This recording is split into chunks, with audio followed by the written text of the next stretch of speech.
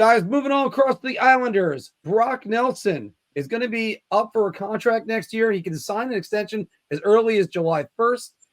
Anthony, going to you because it's your beat. The Islanders will sign Brock Nelson to an extension this offseason. I'm gonna go with the beer.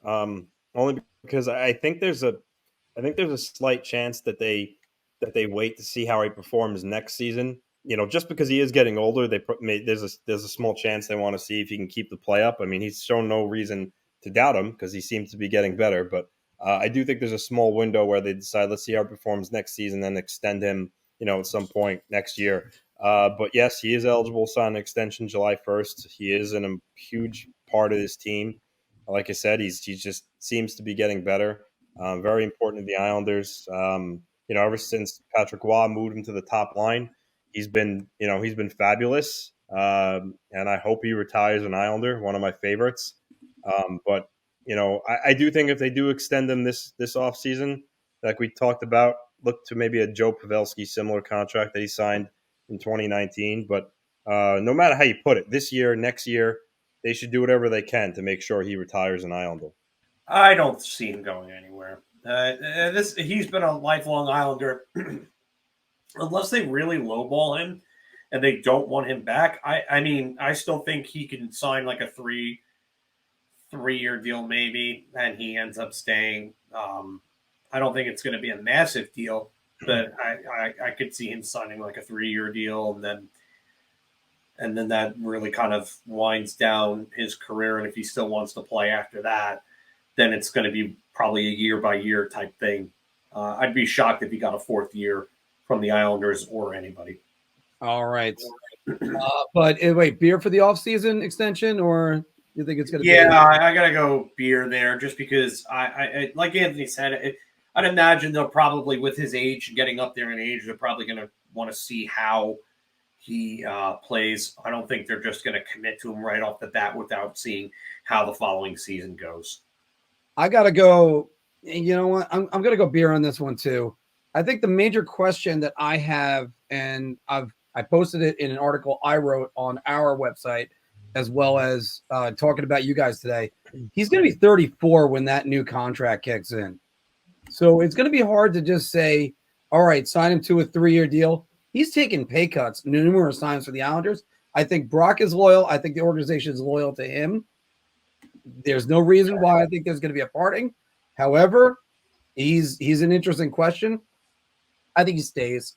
I think it's just a matter of finding out what works out for that. Guys who also stayed this weekend, John Tortorella, because Wes McCauley ejected him from the game. Tortorella would not leave the bench in a timely fashion, as they said, and the NHL suspended him 2 games for his actions against officials. Phil, I'm going to go with you and say, was John Tortorella right to not leave the bench immediately? Beer. The thing with Tortorella is that he has a history of kind of going against authority. Obviously, all the Ranger fans remember the whole Pittsburgh and their whiny superstars rant not even a year after Mario Lemieux slammed the Islanders publicly and got not even a slap on the wrist for what he did when fight night at the Coliseum happened.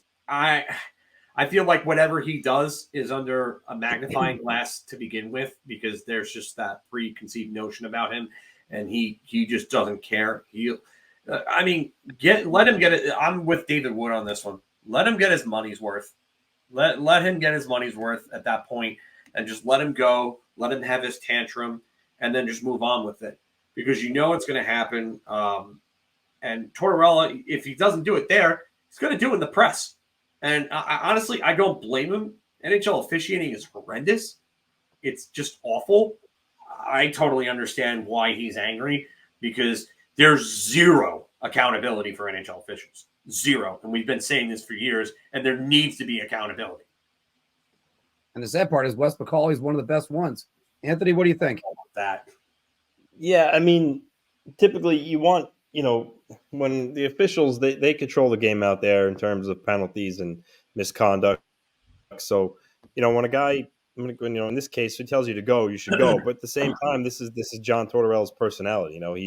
He gets hot. It's must see TV, and he strongly believed that the referees weren't doing a good job, and he didn't like the call, and he let him have it. So I don't have any issue with it, really. I mean, yeah, he should have left right away, but Tortorella's going to do what he feels best in that moment. He's just a fiery guy, and he wanted to make sure that he got everything out before he left. So I mean, I don't have a huge issue with it, so I'll go.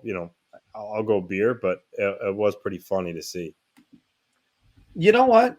He needed to kind of rescue his team a little bit. They were down, I believe it was 4-0 right there. So they needed to do something. However, in this particular case, yeah, I'm buying around on this one, guys. He needed to give a little jump start to his team, and him kind of giving it to the refs is in there. And Wes McCauley, and none of the refs, either him or I forgot the other ref that was at the game, nobody went to the bench and ejected him. They just stood across the ice and went, kind of like, are you leaving? Just at least be able to walk over to a guy and go, vamos, you're out of here. Goodbye.